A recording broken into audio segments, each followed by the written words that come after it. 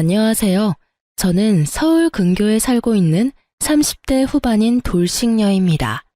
사연을 듣다 보니 문득 나도 한번 보내볼까 싶더라고요. 그래서 제가 겪었던 일들을 사연으로 적어 보내봅니다. 예전 저처럼 미련스럽게 사시는 분들이 혹시나 계신다면 부디 제 사연을 들어보시고 용기 내시라고 전하고 싶네요. 저와 남편은 대학교 때 첫 미팅 자리에서 만나게 되었습니다.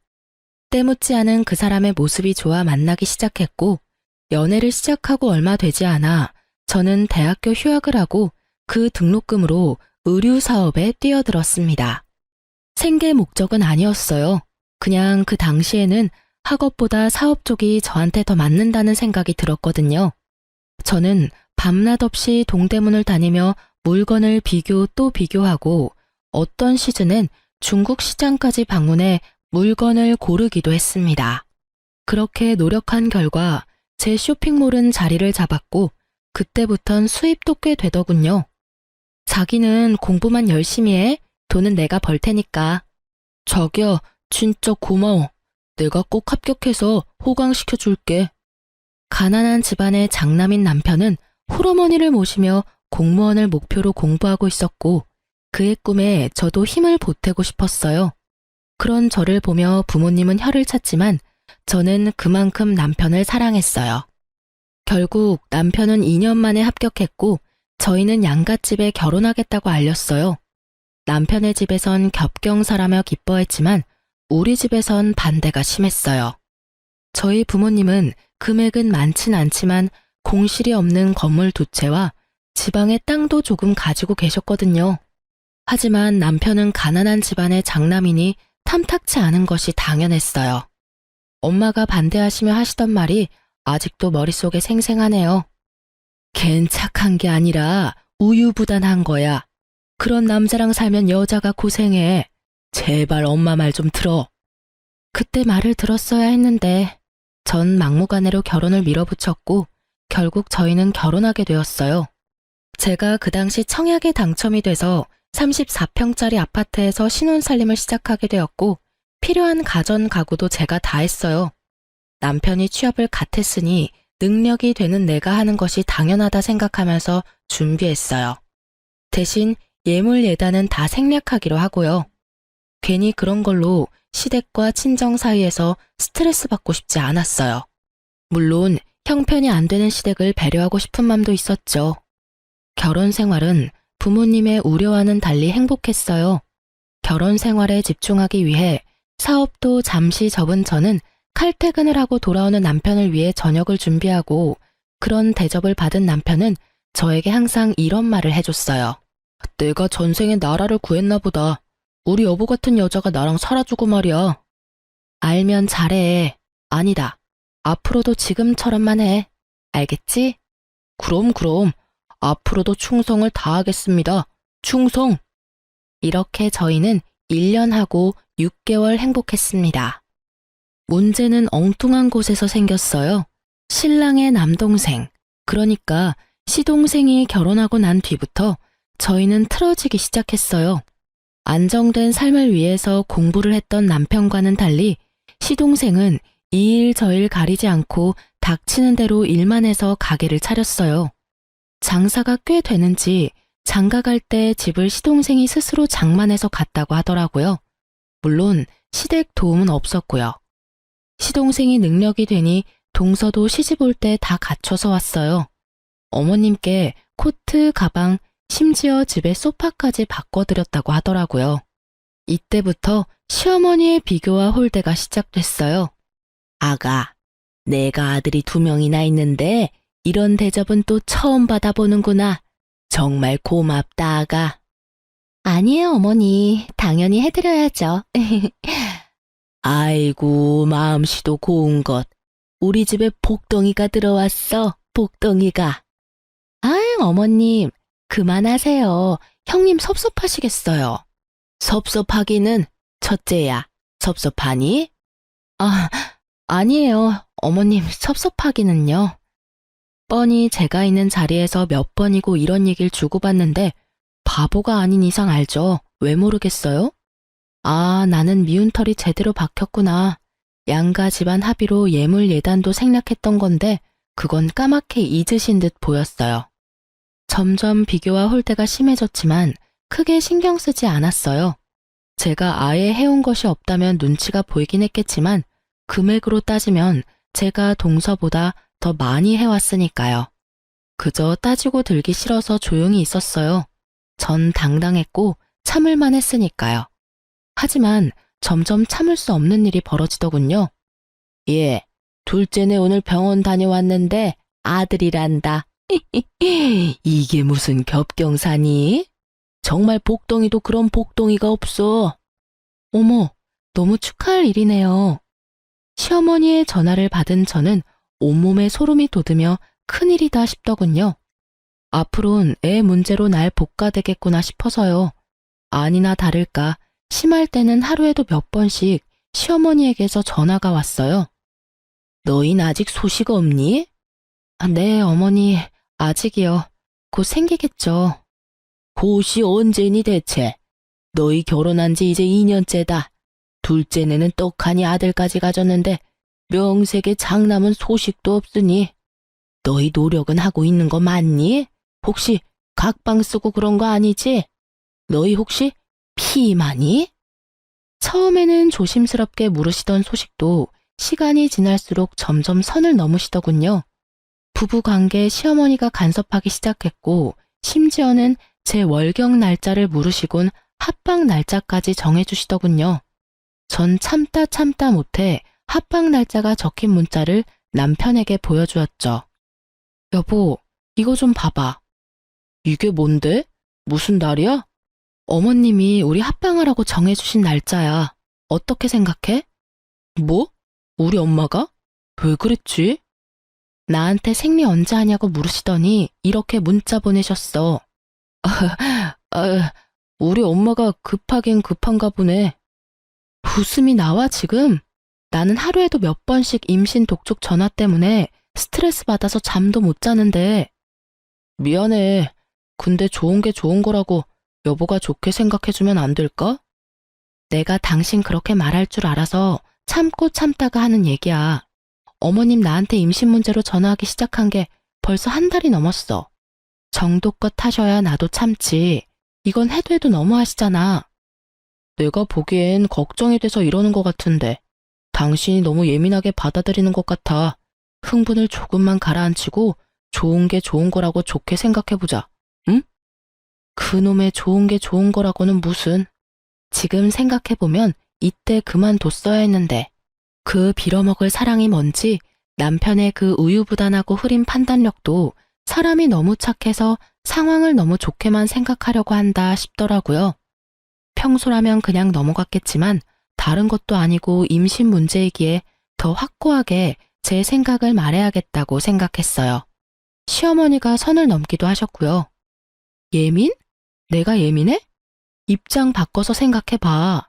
우리 아빠가 당신한테 하루가 멀다 하고 전화해서 임신은 아직인지 같은 방은 쓰는지 서로 언제 잤는지 그런 걸 물어본다고 생각해봐. 심한 날엔 아침, 점심, 저녁 끼니 때마다 연락 오셔. 그런 날엔 나 밥도 제대로 못 먹어. 이래도 내가 예민하다고 생각해? 여보, 그리고 나라고 아기 가지기 싫은 줄 알아? 나도 아기 가지고 싶어.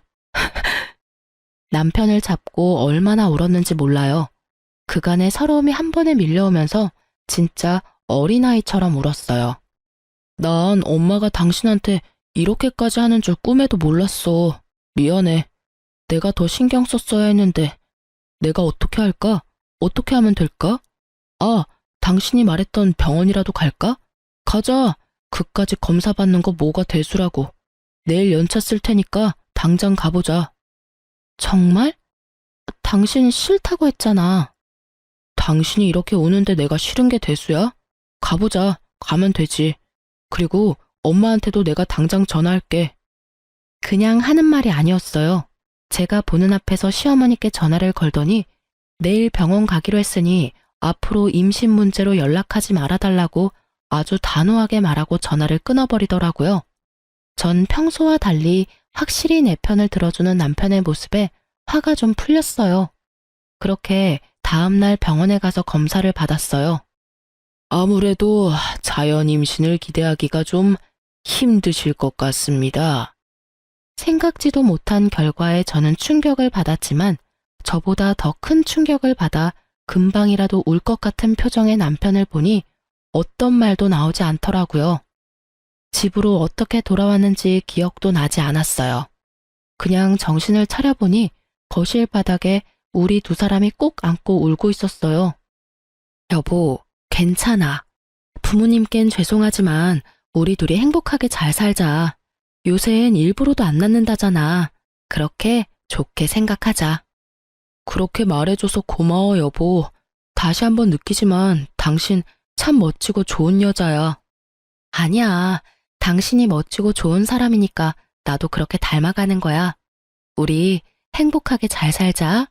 그렇게 저흰 부모님께는 비밀로 하고 우리만의 행복을 위해 잘 살자고 서로를 위로했습니다. 남편의 전화 때문인지 시어머니에게서 더 이상 전화도 오지 않고 나름 평화로운 날을 보내고 있었어요. 며칠째 기운 없는 남편을 위해 선물이나 사줄까 하는 생각에 휴대폰으로 검색을 하고 있었죠. 그때 시어머니께 문자가 왔어요. 아가, 내가 급해서 그러는데 1,000만 원만 좀 빌릴 수 있을까? 너무 급해서 그래. 순간 멍하더라고요. 100만 원도 아니고 1,000만 원이라니. 혹시나 보이스피싱이 아닐까 하는 생각에 전화를 걸었어요. 아가, 문자 봤니? 네, 어머님. 혹시 무슨 일 있으신 건 아니죠? 그런 건 아니고 급하게 필요한 일이 있어서 그래. 혹시 누구한테 연락을 받았다거나 협박을 받았다거나 제가 걱정이 돼서 그래요. 얘가 사람을 세상 물정 모르는 노인네로 하는 것도 아니고 내가 보이스피싱이나 당할 사람으로 보이니? 빌려주기 싫으면 싫다고 말하려무나 쉐미 바보로 만들지 말고. 에이, 어머님은 참 혹시나 해서 여쭤봤어요. 요즘 세상이 너무 흉흉하잖아요. 어머님 계좌로 보내드리면 되죠? 그럼 내 계좌로 보내주면 되지. 네, 어머님, 지금 보낼게요. 확인해 보세요. 금액이 너무 커서 부담스럽긴 했지만 며칠 전 적금 탄 것도 있고 해서 빌려드렸어요. 임신 문제도 좀 걸리기도 했고요. 고맙다는 말 한마디 듣지 못했지만 많이 급하셔서 인사도 잊으셨나 보다 했어요. 물론 남편에게도 따로 말을 하지 않았어요. 굳이 숨길 일도 아니지만 그렇다고 먼저 말을 꺼내기도 좀 그랬어요. 괜히 생색내는 것처럼 들릴까 봐서요. 그러던 어느 날 시어머니가 오랜만에 연락을 주셨더라고요. 저는 벌써 돈이 생기셨나? 의아했어요. 네, 어머님. 예, 둘째가 글쎄 입덧이 심해서 아무것도 못 먹고 있다지 뭐야. 그래서 말인데 너 장 좀 봐서 둘째 내로 좀 와. 와서 나랑 같이 음식 좀 하자. 온 김에 오랜만에 얼굴도 보고 밥도 같이 먹고 얼마나 좋아? 둘째네 어딘지 알지? 그럼 바로 장 봐서 오려무나. 어머님? 어머님! 어머님! 전 그렇게 끊어진 전화를 보며 황당함에 웃음이 나더군요. 빌려드린 돈 얘기는커녕 장을 봐서 오라니. 저를 파출부라고 여기는 기분이 들었어요.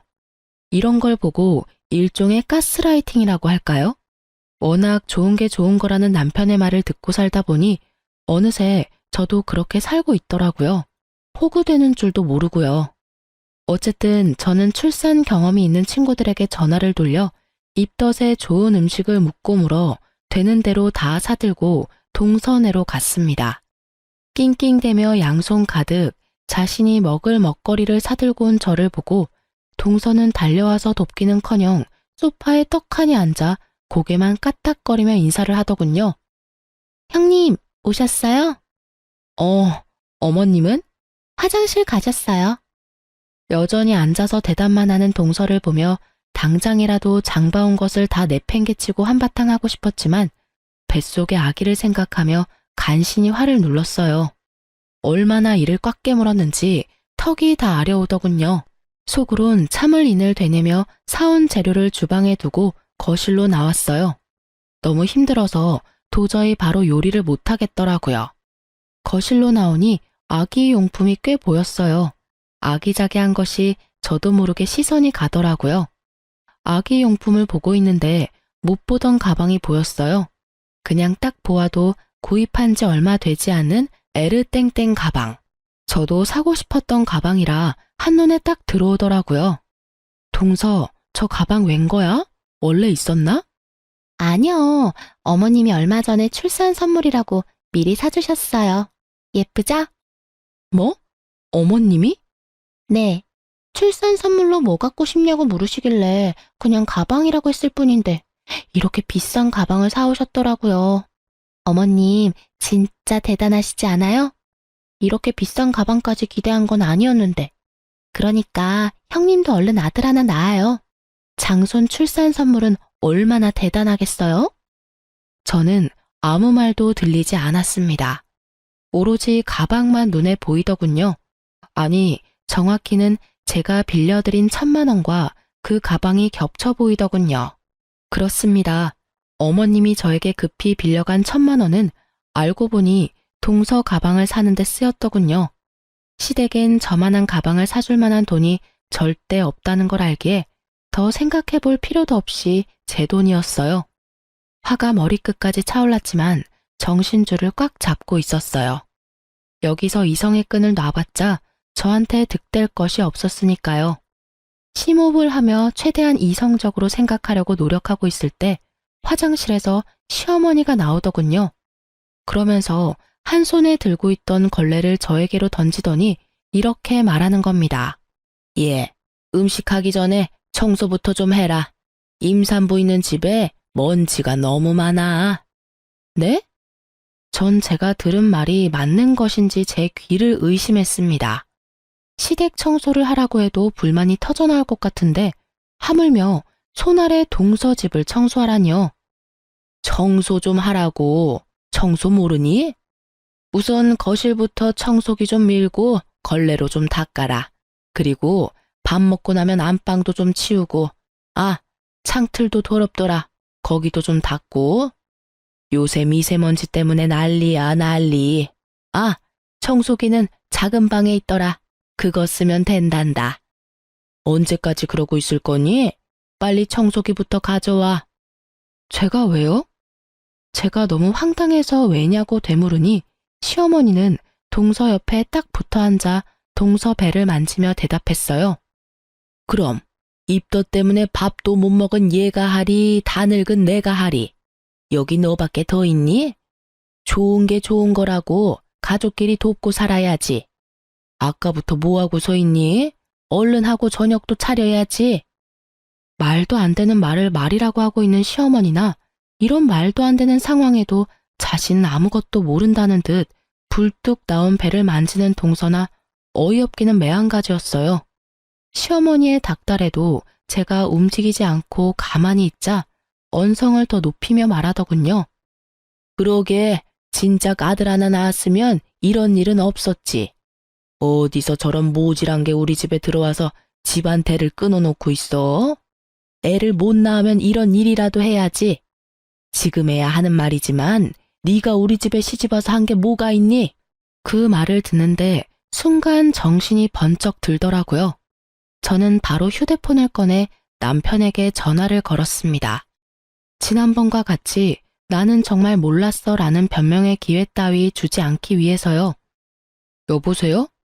여보, 당신 혹시 내가 어머님께 1,000만 원 빌려드린 거 알아? 그거, 응, 알고 있어. 그렇지 않아도 내가 고맙다고 말하려 했는데. 아, 알고 있었어? 그럼 그 1,000만 원이 어디에 쓰인지는 알고? 그거 재수씨 선물 사준다고 하시던데. 당신도 알고 있었어? 그럼 지금 내가 어디 있는지는 알아? 당신 지금 재수씨하고 엄마하고 같이 있는 거 아니야? 엄마가 나도 그리로 오라 그래서 지금 가는 중인데 거의 다 와가. 그럼 내가 여기 파출부짓거리나 하려고 끌려온 것도 알고 있겠네? 파출부짓이라니. 남의 집 와서 청소하고 음식하면 파출부지. 다르게 표현할 말이 있어? 있으면 말해보던가. 남이 아니라 가족이잖아. 가족끼리 서로서로 돕고 살아야지. 서로서로 돕는 게 아니라 나만 도우니까 이 사달이 나는 거야. 아직도 모르겠어? 여보, 말이 좀 심하다. 내 말은 심하고 지금 내가 처한 상황은 안 심하니? 일단 끊어. 와서 얘기해. 전화를 끊고 나니 더 화가 나더라고요. 이런 것도 남편이라고. 내 커리어는 다 접어두고 그야말로 헌신적으로 내조만 하며 살았는데 돌아오는 것은 이따위 취급이라니.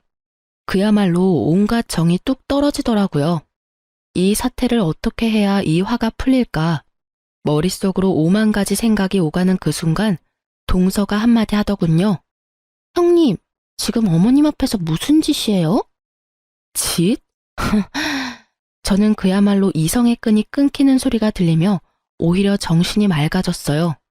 전 바로 제 발밑에 던져진 걸레를 집어들고 동서의 얼굴로 냅다 던져버렸습니다. 야, 너 임신한 게 유세냐? 입덧해서 밥 못 먹고 청소를 못하면 친정엄마를 부르던지. 그것도 안 되면 돈 주고 사람을 부르면 될 일이지 어디 사람을 오라가라 해? 저의 말과 행동에 적잖게 놀란 동서는 걸레가 닿았던 얼굴을 닦아대며 저를 노려볼 뿐 아무 말도 못하고 있었고 시어머니는 벌떡 일어나 막말을 하기 시작하더라고요. 시집 올 때 몸뚱이 하나 가지고 와서 내 아들이 벌어다주는 돈이나 펑펑 쓰면서 놀고 먹는 그런 주제에 어디서 니까짓 게 큰 소리야? 전 치사하고 더러워서 끝까지 하고 싶지 않았던 말을 하기로 했습니다. 어쩌겠어요. 새까맣게 잊으신 것 같으니 제가 다시 일깨워 줄 수밖에요.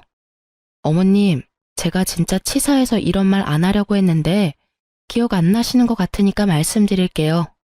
그래, 무슨 말인지 어디 한번 말이나 드러나 보자. 저 시집 올 때 몸뚱이만 가지고 오지 않았고요.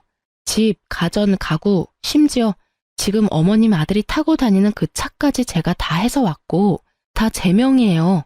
거기에 어머님 아들 돈은 단 1원도 안 들어갔어요. 제가 예단으로 들고 온 것만 해도 억 단위인데 전 예물은커녕 봉투 하나 구경하지도 못했네요. 그리고 어머님 아들 월급으론 저 펑펑 쓰고 놀지도 못해요. 전 제가 모아뒀던 돈이랑 투자했던 돈으로 놀아요, 어머님. 그리고 그 돈으로 어머님께 1,000만 원 빌려드린 거고요. 그런데 그 돈으로 어머님은 동서 가방을 사주셨네요. 제 말에 동서는 몰랐던 사실을 알았다는 듯 놀란 눈으로 시어머니와 저를 번갈아가며 보더라고요. 그랬겠죠. 시동생이 가난한 자신의 집안 상황을 제대로 설명했을 리도 없겠죠.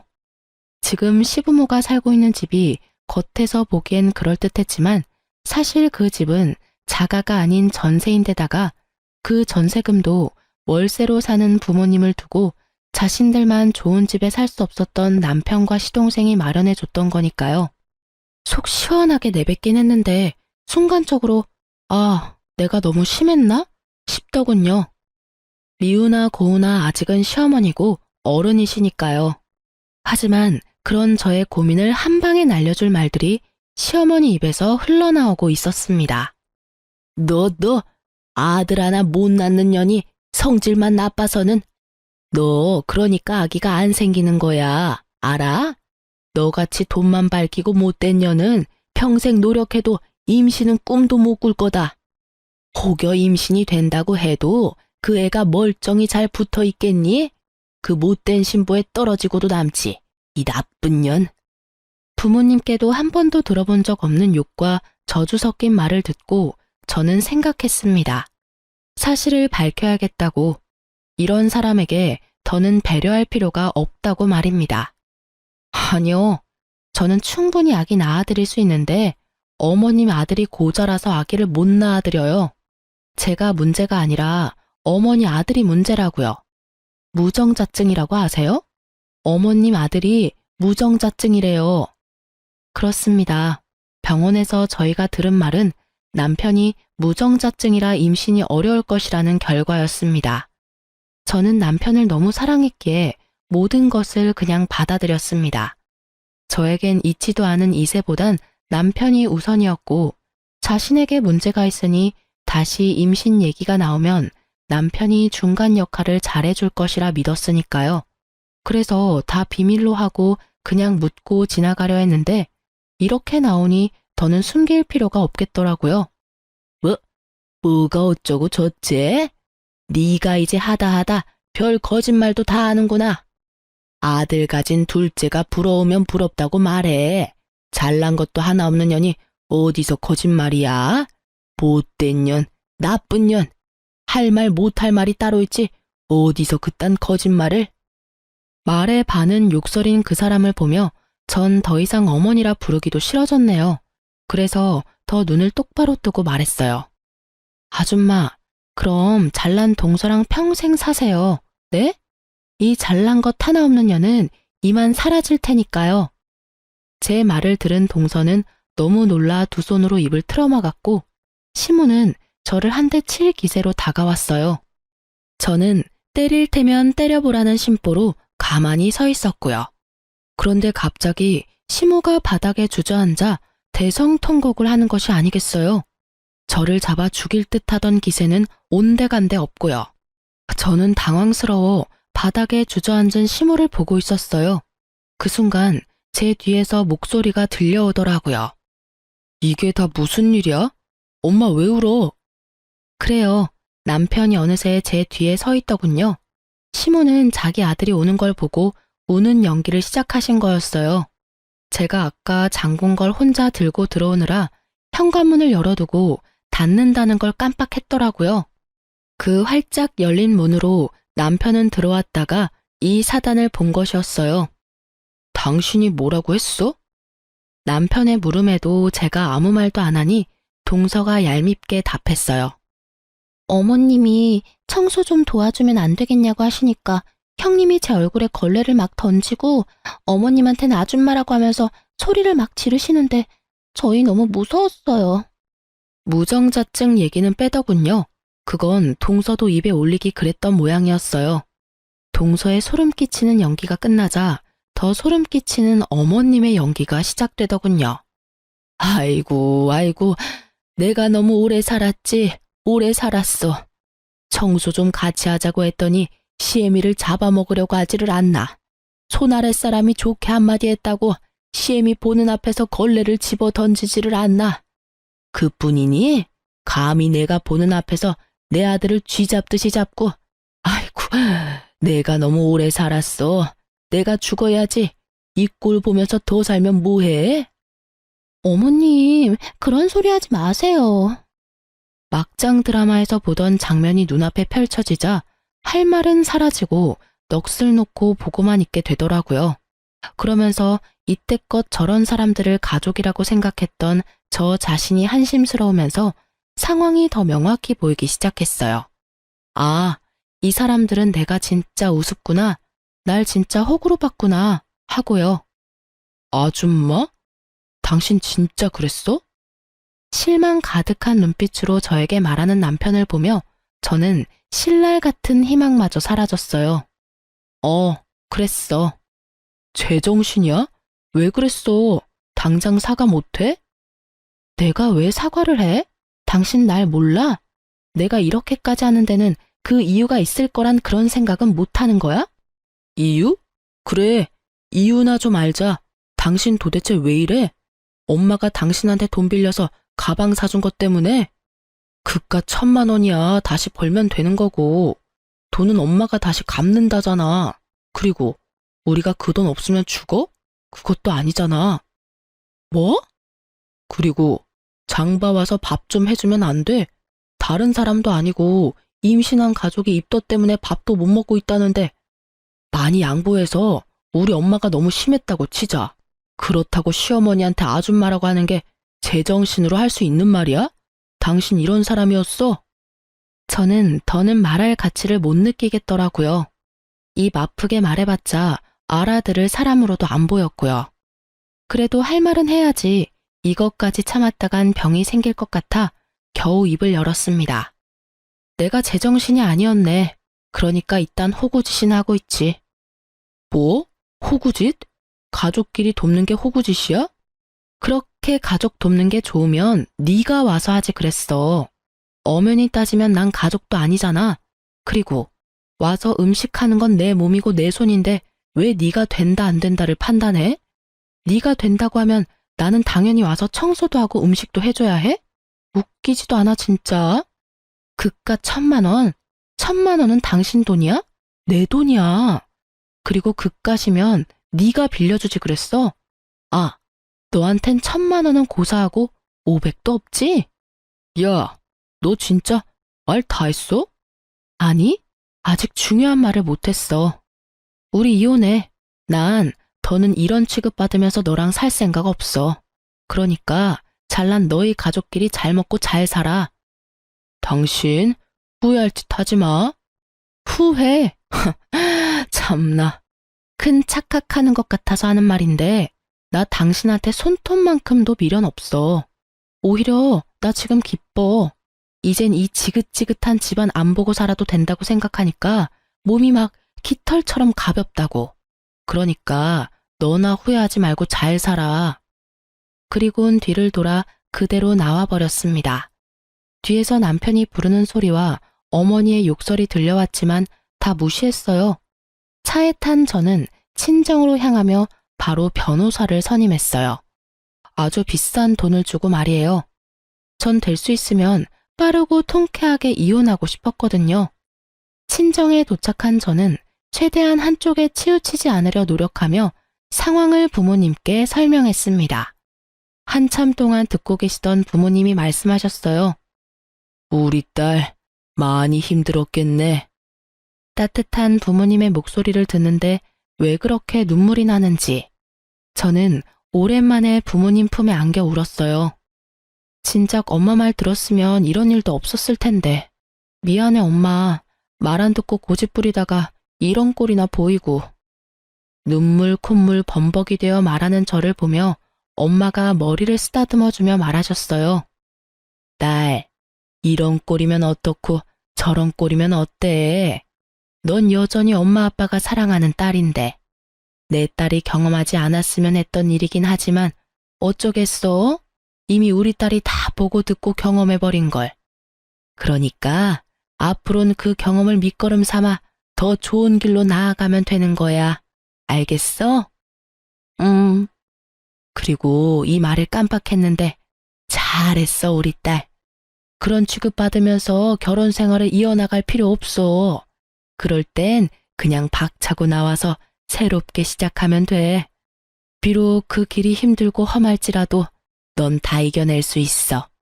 우리 딸은 충분히 용기 있고 현명한 사람이니까.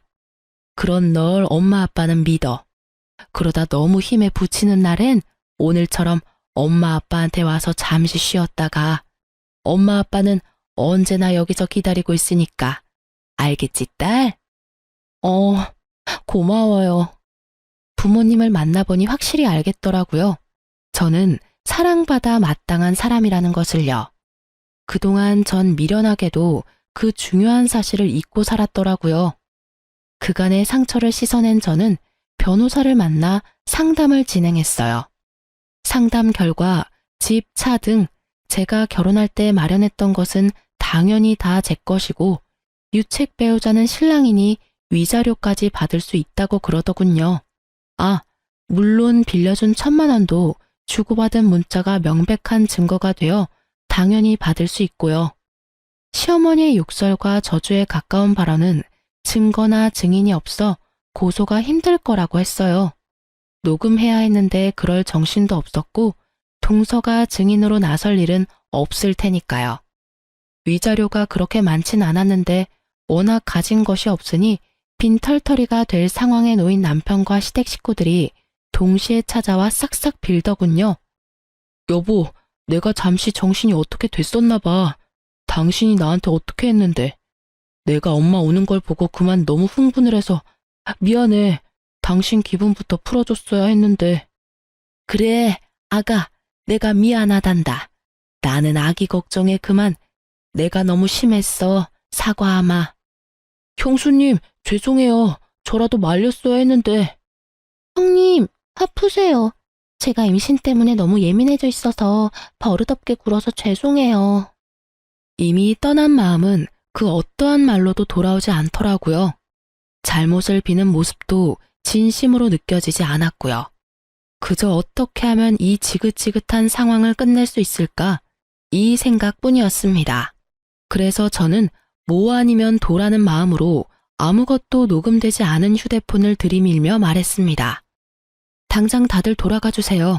그렇지 않으면 그날 어머님께서 저한테 욕하시고 심하게 말씀하신 거 이 휴대폰에 낱낱이 녹음되어 있는데 이것까지 변호사님께 제출해서 고소 진행해달라고 할 겁니다. 알겠어요? 그까짓 걸로 고소가 되는 줄 아니? 그리고 내가 욕을 언제 했다고 그래? 고소가 된다고 하더라고요. 저희 변호사님이.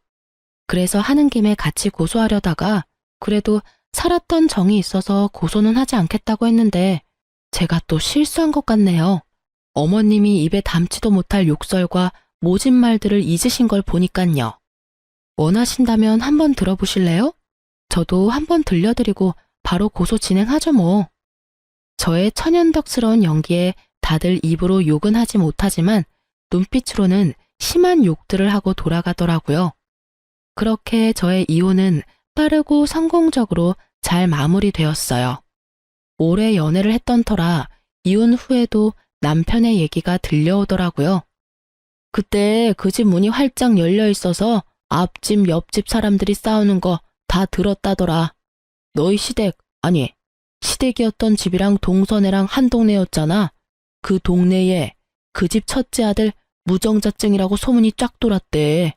거기에다가 그 시어머니였던 사람이 너한테 막말하면서 욕한 것도 소문이 쫙 돌아서 한동안 난리 났었어. 뭐 그런 뻔뻔한 집안이 다 있냐고. 그러니 그 동네에서 계속 살 수 있겠니? 아파트는 헐값에 그냥 처분하고 시댁집도 이사했다고 하더라. 우리 친구들 사이에도 소문 쫙 나서 네 전남편 재혼은커녕 모임도 못 나온다 그러더라.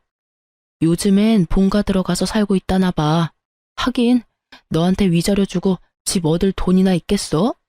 그러게 좀 잘하고 살지. 너 같은 복덩이가 어디 있다고. 그러게나 말이다. 너희 부모님은 뭘 하셔? 내 얘기 들으시곤 잘했다고 칭찬까지 해주시더라. 하긴 나 같아도 그렇겠다. 하여튼 잘했어. 다음 주 모임인데 넌 나올 거지? 생각해보고. 전부 네 편이니까 불편하게 생각하지 말고 편하게 와서 밥이나 먹고 가. 알겠지? 알겠어. 고마워. 신경 써줘서. 별 말을 다 한다. 다음 주에 봐. 자기 일처럼 통쾌해하며 제 복수의 끝을 알려주는 친구의 전화 덕에 전 비로소 발을 뻗고 잤답니다. 여기서 끝이냐고요? 아니요. 이혼 절차가 마무리되고 한 달도 지나지 않은 어느 날 동서가 찾아왔더라고요. 형님, 제발 다시 한번 생각해 주시면 안 될까요? 제가 잘할게요. 동서, 이러지 마. 형님, 제발요. 이러다가 어머님은 물론이고 아주버님까지 모시고 살게 생겼어요. 저 좀 살려주세요. 역시는 역시였습니다. 사람 쉽게 변하는 게 아니더군요. 저한테 미안해서 온 것이 아니라 자신이 가난한 집안을 다 떠맡게 생기니 호구 같은 제가 필요해서 왔던 거더군요. 저는 뱃속의 아기를 생각해 좋게 보내려 했건만 하는 행실을 보아하니 말로는 곱게 보내긴 힘들어 보였어요. 그래서 나보고 다시 그 집구석으로 들어가서 또 그렇게 호구 잡히고 살라는 말이야? 동서, 양심이 있어 없어? 어떻게 나한테 그런 말을 해? 그리고 동서 나한테 어떻게 했는지 잊었어? 나 더는 동서뿐 아니라 그 집안 사람이랑 말도 섞기 싫으니까 당장 돌아가줘. 제가 진짜 잘못했어요. 형님, 이렇게 빌게요. 앞으로 형님 말이라면 뭐든 다 듣고 잘할게요. 결국 동서는 무릎까지 꿇고 빌며 울더라고요. 배는 만삭인데 그런 몸으로 그러고 있으니 난감했습니다.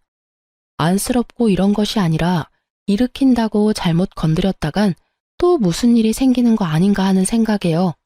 그래서 전 우는 동서를 손끝 하나 대지 않고 경찰에 신고했습니다.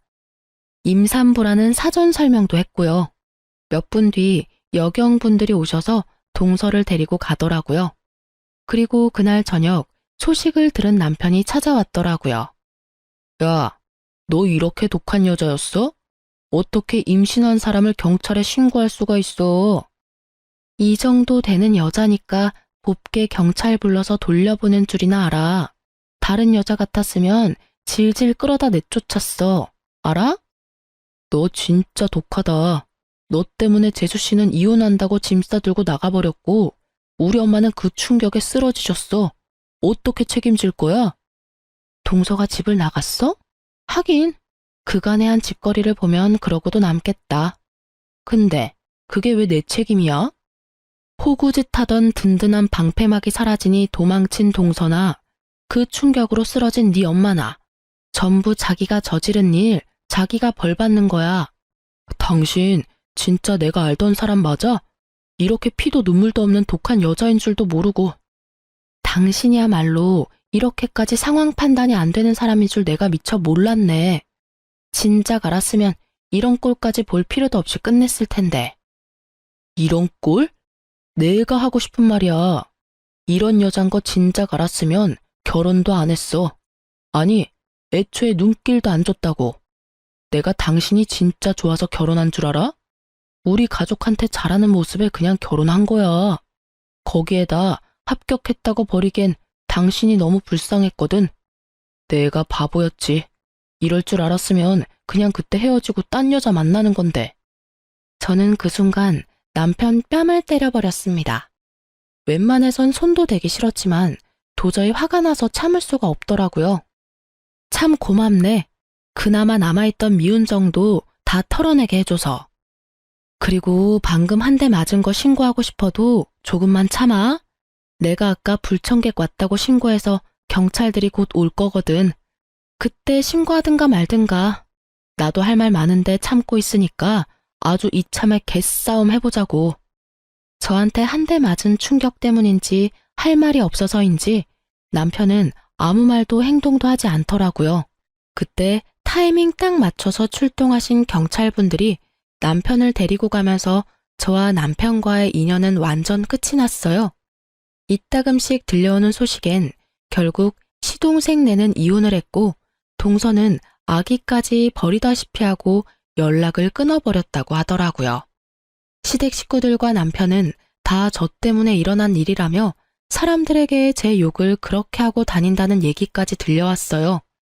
전 얼굴도 들고 다니지 못하게 남편 회사에도 소문을 쫙 내버릴까 하고 잠시 고민했지만 그러진 않았어요. 그렇게까지 해서 똑같은 사람이 되고 싶지 않기도 했지만 그 사람에게서 저를 잃게 만드는 것이 가장 큰 복수라고 생각했거든요. 저는 정말 지긋지긋한 신혼집도 팔고 새 보금자리를 얻었어요. 거기에다 이혼할 때 받은 위자료에 제 돈을 조금 더 보태서 오프라인 매장도 차리고요. 이제 다시 제 삶을 잘 살아보려고요. 비록 돌싱녀지만 제가 능력이 있고 자신감도 있으니까 괜찮은 맞선 자리가 계속 들어오더라고요. 정말 이혼이 흠이 아닌 시대가 오긴 했나 봐요. 당장은 아니지만 빠른 시일 내에 연애도 해볼까 합니다. 오늘이 내 생애 제일 젊은 날이라고 하잖아요. 제일 젊고 예쁜 오늘을 지난 날만 떠올리면서 살 수는 없으니까요. 제 긴 사연을 듣고 계신 분 중에서 미련했던 저같이 살고 계신 분이 있다면 말씀해드리고 싶어요. 이혼이 꼭 정답은 아니지만 그렇다고 흉도 아니에요. 아내란 이유로, 며느리란 이유로 정당하지 않은 대접과 그것을 당연하게 여기는 사람들에게 주눅들지 마세요. 당당해지세요. 누군가에게는 둘도 없는 자식이자 대접받고 사랑받아 마땅한 사람입니다. 그럼 지금까지 제 긴 사연 들어주셔서 감사합니다. 좋은 하루 되세요.